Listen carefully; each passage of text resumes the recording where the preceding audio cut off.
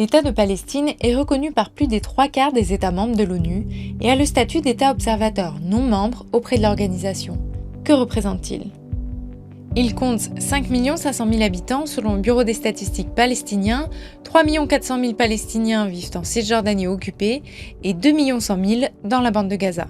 La population palestinienne se caractérise à la fois par son importante diaspora, le PCBS estime qu'il y a 15 millions de Palestiniens dans le monde, et par sa jeunesse. Dans les territoires palestiniens, 65% des habitants ont moins de 30 ans.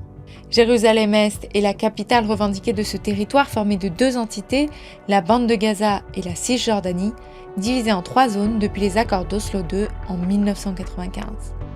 La zone A sous autorité palestinienne, la zone B sous autonomie palestinienne partielle et la zone C qui devait faire l'objet de négociations en vue d'un transfert progressif vers les Palestiniens, mais qui reste contrôlée par Israël.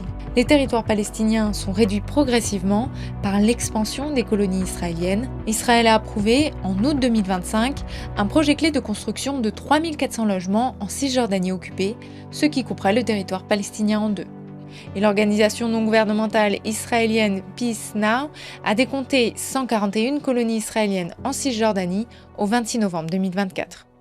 En parallèle, le développement d'avant-postes illégaux des colonies sauvages implantées sans l'autorisation du gouvernement israélien s'intensifie, 32 en 2023 et 61 en 2025 selon Peace Now.